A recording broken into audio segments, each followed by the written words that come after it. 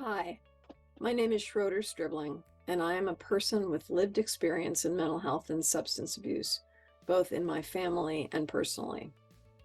I'm also honored to serve as President and CEO of Mental Health America, and I'm here today to tell my story as a part of the Mindshare Partners Leaders Go First campaign. I am inspired by this campaign because it invites those of us who are responsible to others through our leadership to lead with vulnerability, and in that way to continue to combat stigma and also to invite others into an open conversation about our mental health. Everyone that I know has a unique mental health story of some kind, and we know that healing is often found in the bonds of shared experience. So I'm honored to share my story here. And not only in an effort to continue our fight against stigma, but also as an opportunity for those of us who lived through the AIDS epidemic over 30 years ago to record our community history as we become the older generations, because that's a part of my story. My personal story has defined my vocational life, and it informs my perspective every day in our mission at Mental Health America. Since coming to Mental Health America almost 2 years ago, I've been inspired and motivated by the staff who create a warm and inclusive culture of personal openness about mental health and mutual support. So I regard my job as supporting and advancing that characteristic in our workplace, and also as sharing the story as a best practice for workplaces in general who are mentally healthy and emotionally intelligent, supportive environments for staff. So in my role then, I see it as part of my job actually to share my experience, both as a way to signal our rejection of stigma and also as a way to embrace the big tent notion that we all have a story. My lived experience revolves primarily around my biological father, who struggled with depression and substance use, and my own experiences with emotional trauma surrounding his death, as well as anxiety in various forms since my youth. In my late teens and early 20s, I stood by and cared for my father as he died of AIDS. In the years before his death, substance abuse and depression had led him to some very dark places, including jail, a suicide attempt, and ultimately becoming homeless.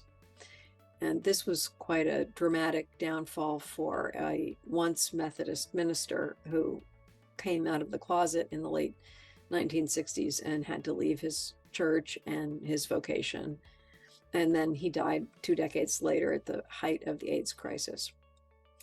During his final years, he and I spent as much time together as we could. We were really racing against the clock to mend a pretty fractured relationship and to find a way to say goodbye with love. He died the year after I graduated from college, but it really wasn't until my later adulthood that I can look back now and understand how that complex trauma affected my own mental health.